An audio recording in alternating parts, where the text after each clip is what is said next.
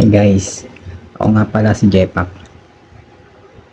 At ito ang aking unang first vlog. Corny. So, ang pag-uusapan natin ngayon tungkol sa komento ng aking iniidolo at hinahangaan sa balat ng social media na si Cheng Eva. Okay. So, ang gusto niyong pag-usapan ay ang tungkol sa Voynich manuscript. So, ano nga bang Voynich manuscript? So, meron ako mga research. Ayan. Meron ako mga hinandang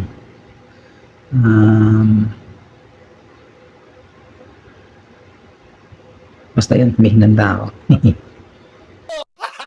Gago! So, ayun nga ba. Ano nga ba ang Voynich manuscript? Ang Voynich manuscript ay nadiskubre noong 1912 ni Wilfrid Voynich. Wilfrid talaga yun. Hindi Wilfred. Wilfrid. So, nadiskubre niya ang Voynich manuscript sa isang Jesuit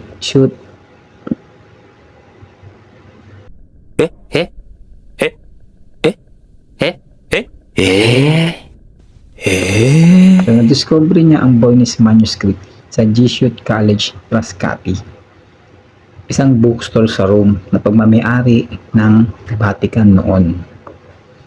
So, ano nga bang kakaiba sa Voynich manuscript na to? Ang kakaiba dito ay yung mga letra na ginamit, yung mga lingwahe, at yung mga naka-drawing. Sinubukan na ito i-decode noon eh. Wala pa rin nakadecode. Ang sabi lang, baga ang theory nila, may connection ito sa astronomy at botanical. Baga, ang sinasabi nila doon noon, na meron itong kinalaman sa mga horoscope. Kasi, makikita mo naman sa yung ibang pahina nito, ay merong 12 zodiac.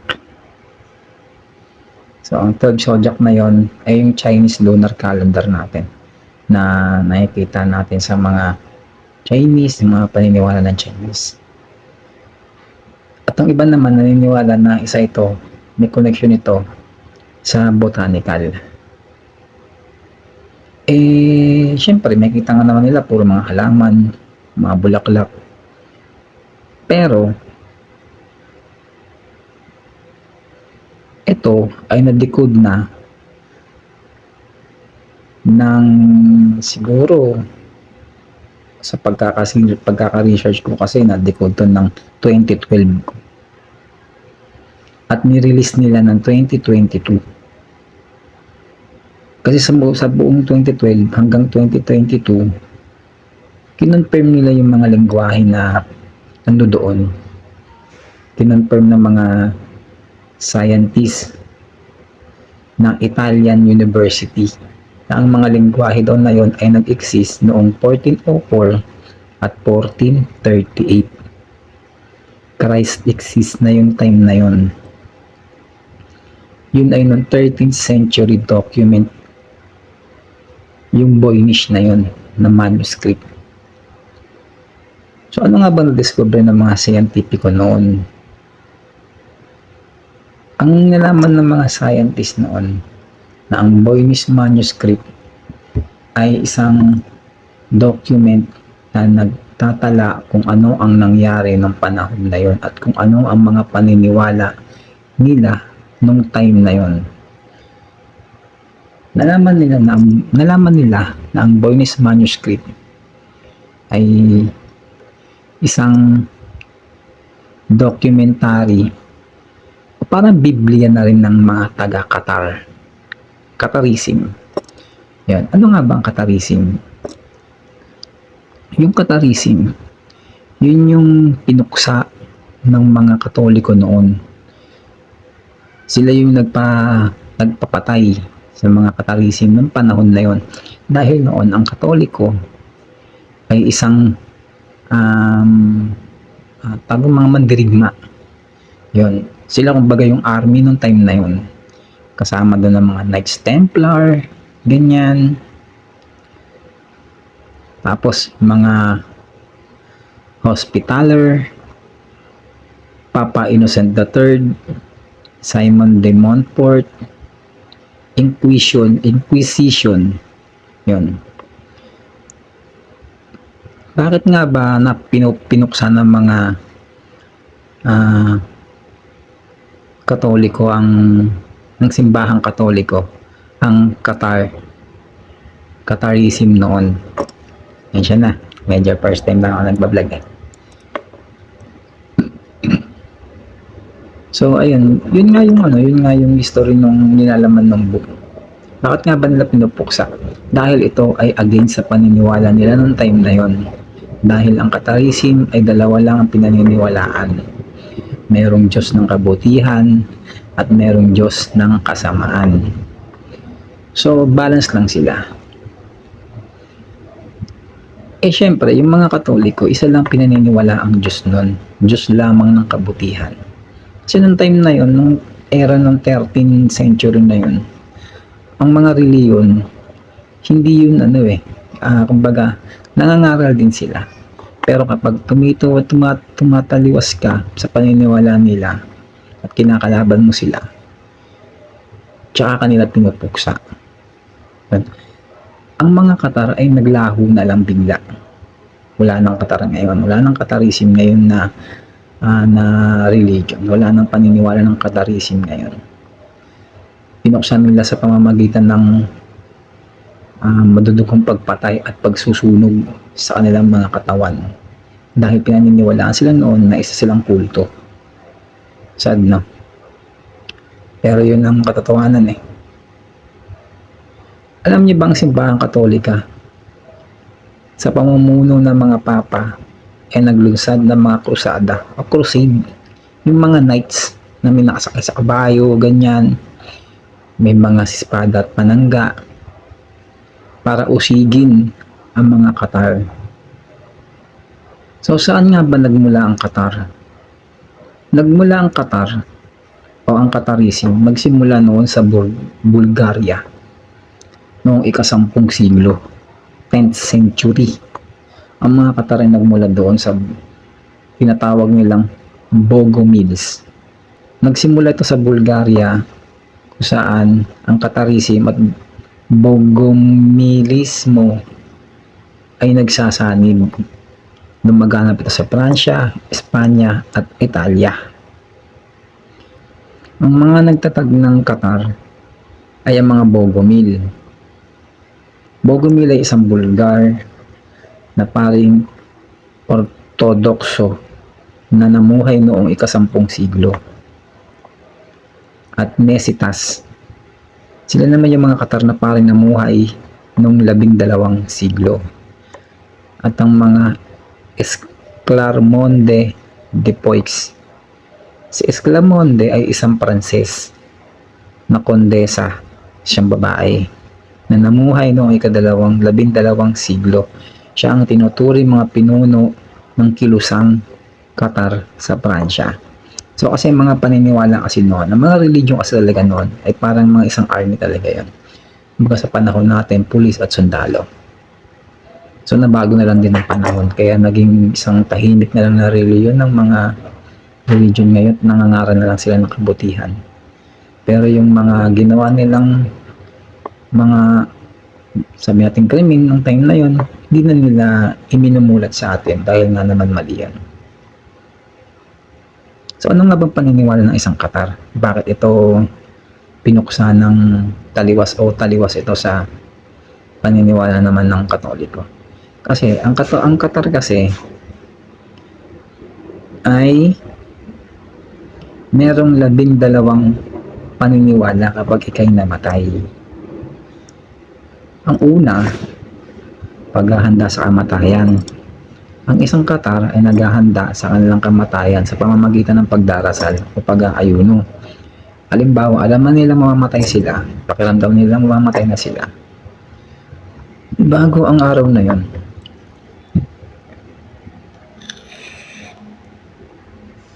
bagong araw na yun,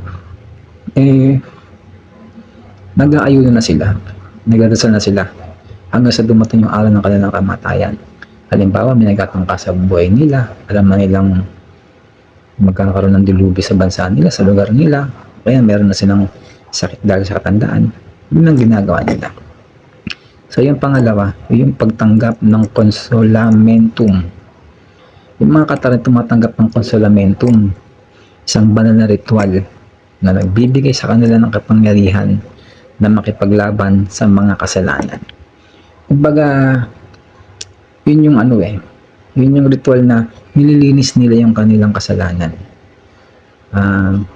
Ipinagtatanggol nila, gumagawa sila ng dahilan, halimbawa, nakapagnakaw sila, pati ng tao. Sa pamamagitan ng ritual na yun, pinagtatanggol nila yung sarili nila dahil gusto nilang makarating sa tahimik, mayapang kamatayan. At yung pangatlo, pag-aayuno at pagdarasal.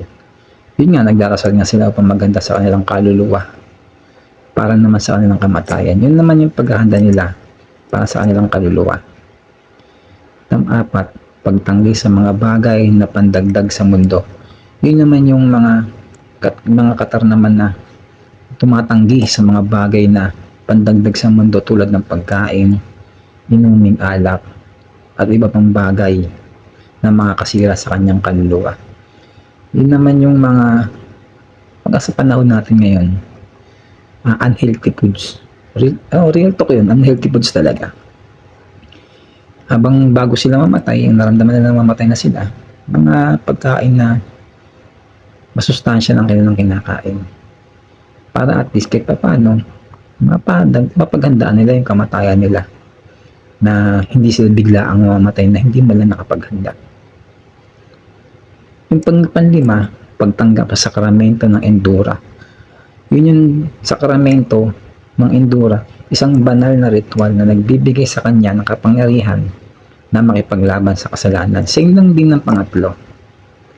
At yung pang-anim, pag-aayuno ng tubig. Yung pag-aayuno ng tubig upang maghanda ng kanilang kaluluwa para sa kamatayan. Kumbaga, sa tubig na sila bumabase para malinis o ma-cleanse ang kanilang pagkatao, kanilang katawan para sa kanilang kaluluwa. Kasi naniniwala sila na kung malinis ang iyong katawan o cleanse ang iyong katawan bago ka mamatay, malinis din ang iyong kaluluwa. At pang-apat, pagdarasal na banal na salita. Yun yung mga salita syempre natin na ginagawa araw-araw pag nasa simbahan, sa panganib, bago matulog. At pang-walo, pagtanggap sa sakramento ng aparisyon.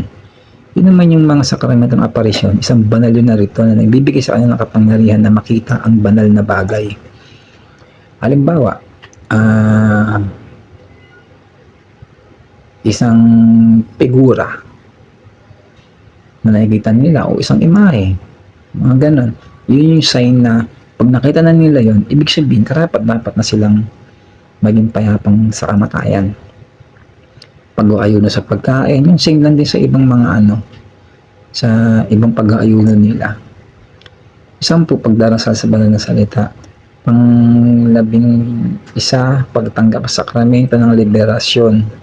Yun naman yung sakramento ng liberasyon, isa yung banal na ritual na nagbibigay ng kapangyarihan sa kanila para makalaya sa mga kasalanan. Yun naman yung sinasabi natin confession. Kumbaga, pag nag-confess ka, makakalaya ka na sa mga kasalanan mo. Ibig sabihin, napatawad ka na lumikha. At yung pang-12, kamatayan at pagkakalaya. Yun yung namatay na sila. Ibig sabihin nun, malaya na sila at alam nila sa sarili nila na ang kaluluwa nila ay malinis na dahil nagawa nila yung 11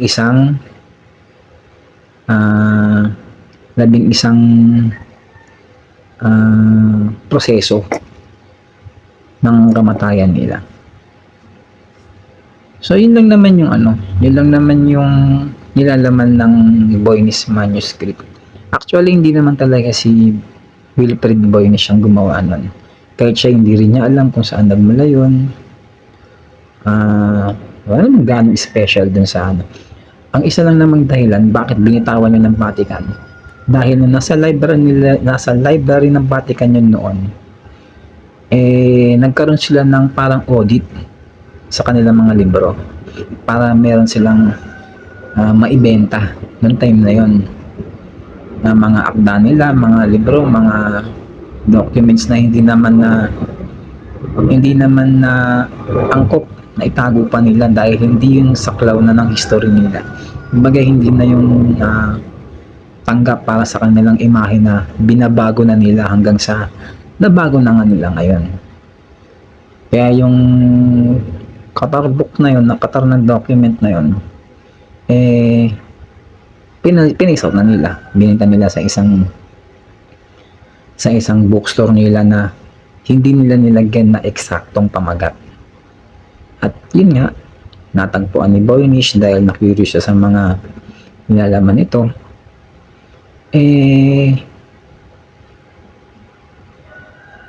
Yun, dahil sa sikat nga na book collector si Voynich, pinasikat niya yung libro na yun dahil hindi nga na-decode. Pero, nung time na yun, sigurado, na-decode na yun. Alam na ng Vatican kung anong nilalaman nun. Kaya, pinull out na nila sa kanilang library. At hinayaan na lang nila ang tao na kusang malaman ang nilalaman nun at nagpanggap silang wala silang alam.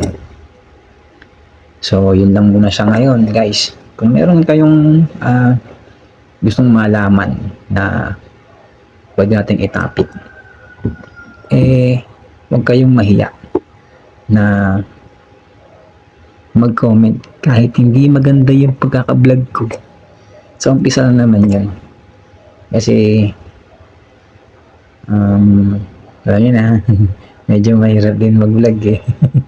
Sige guys, till next time. Ako nga pala si Jepak. Huwag niyong kalimutan naman mag-subscribe at mag-follow sa page ko. Lalo na sa YouTube channel ko. Kahit medyo hindi masyadong magandang mga video ko dun unti-untiin na lang natin. Unti-untiin ko na lang na mapaayos yun. Maayos yung mga content nun.